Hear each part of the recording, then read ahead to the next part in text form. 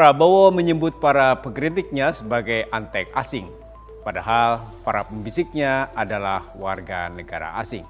Di Indonesia, Prabowo Subianto berulang kali menyebut antek asing kepada siapa saja yang mengkritik kebijakannya. Seringkali serangan itu dikontraskan dengan propaganda bahwa kekuasaannya bekerja melindungi kepentingan rakyat dari rongrongan musuh-musuh tersebut. Meminjam istilah Bruce Bueno de Mesquita dan Alastair Smith dari New York University, menciptakan musuh bersama adalah fondasi kekuasaan populis yang menjadi cikal bakal otoritarianisme. Pada akhirnya musuh itu tidak benar-benar jadi musuh. Dalam wawancara dengan Tempo sebelum pemilihan presiden 2014, Prabowo mengaku sebagai produk asing untuk menggait kelas menengah terdidik. Kini berulang-ulang Prabowo menyebut antek asing kepada siapa saja yang menghalangi caranya bekerja. Dengan dalih negosiasi tarif impor, Prabowo rela membayar 17 triliun rupiah untuk bergabung dengan Dewan Perdamaian yang dibentuk Presiden Amerika Serikat Donald Trump. Begitu perjanjian dagang ditandatangani pekan lalu, penurunan tarif dari 32%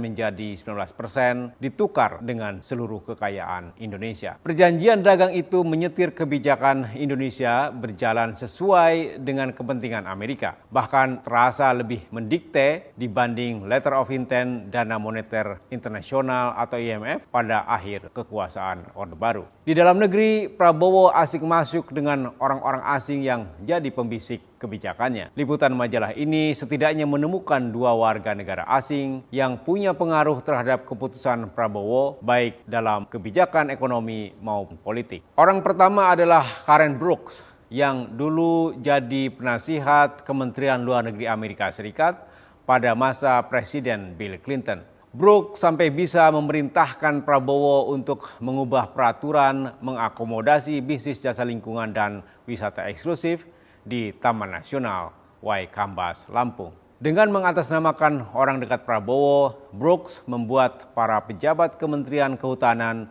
belingsatan menuruti keinginannya. Salah satunya mereka sampai mengubah zona inti Waikambas jadi zona pemanfaatan, sehingga bisnis perdagangan karbon dan wisata Karen Brooks jadi sah secara hukum. Prabowo juga mengalokasikan 2 triliun rupiah dari dana publik untuk mengamankan Waikambas supaya satwa langka dan liar tidak menyeberang keluar Taman Nasional.